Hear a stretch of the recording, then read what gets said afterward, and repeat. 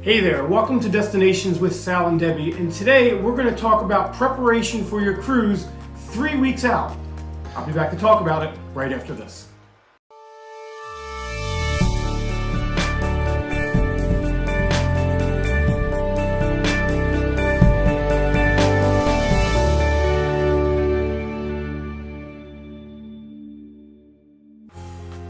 Welcome back. Thanks for staying through the intro.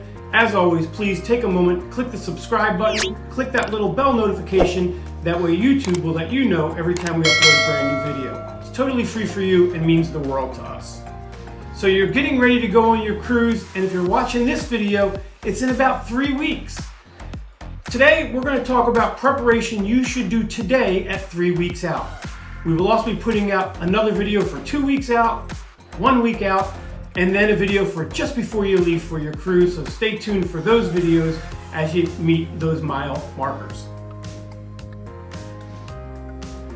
So what's the first thing that you should do? Well, we are in pre-COVID era, so the first thing you should do is, if you don't have your shot to get on the cruise, if you have to get a Johnson & Johnson, it's not too late to get that first shot because you have to be at least 14 days prior to your cruise in order to sail. Or if you've already had the first shot on one of the others that require 2 shots, you want to make sure you get your second shot now or at least 14 days prior to your sailing. The next thing you're going to want to do is log on to Carnival.com or whatever cruise line you're sailing and answer their health questionnaire. On Carnival, at this point, it's just going to be one simple question. It's going to ask whether or not you've been fully vaccinated. It's real important to answer those questionnaires now because the cruise lines can and will cancel your cruise if you don't answer them. The next thing you're going to want to do is check your documentation for sailing. First of all, if you have a passport, make sure it's still valid.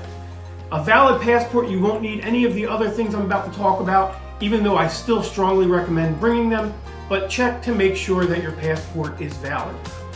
Now, if you're not traveling with a passport, there are some other documentation that you need. Make sure you have them, that they are originals and in good condition, because if not, you still have time to get them replaced. If you don't have a passport, you can travel domestically. That's a cruise that's leaving the United States. If you're a United States citizen with a photo government identification, again, check to make sure it's valid and that it will stay valid during your entire cruise. If it's not valid, you want to get it now because many states are taking your driver's license and giving you a sheet of paper and then mailing your driver's license back to you, and that can take a couple of weeks. So do that today, make sure it's valid.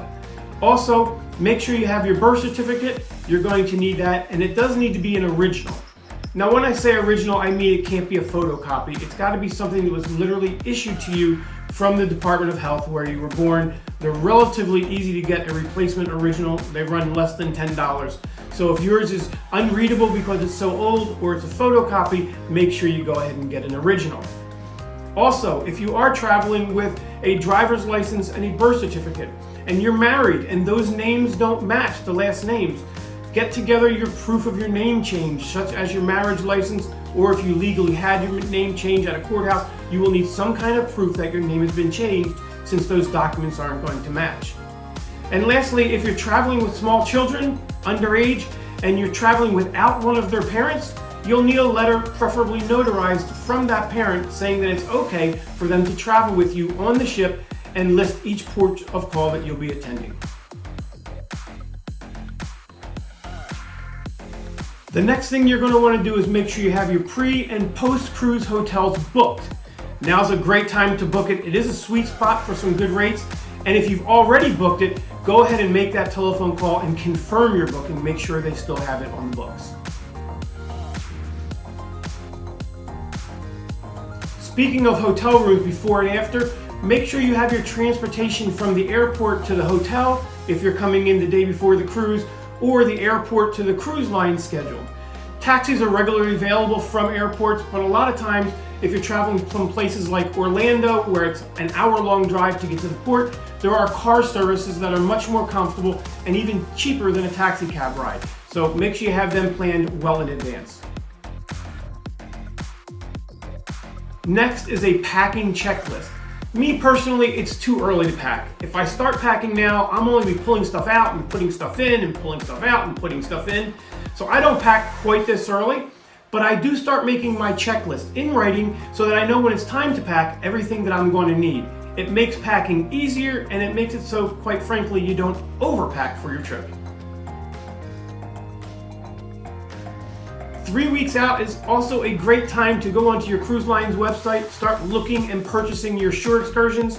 They can and often do fill up, and they fill up usually around the 2-week mark, so now is a great time to start booking those shore excursions.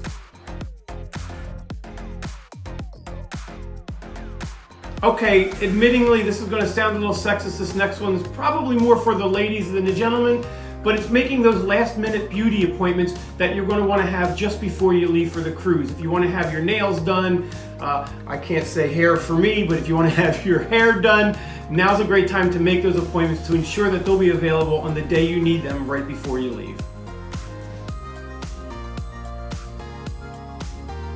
The next thing you might want to consider doing is joining a roll call on a Facebook group.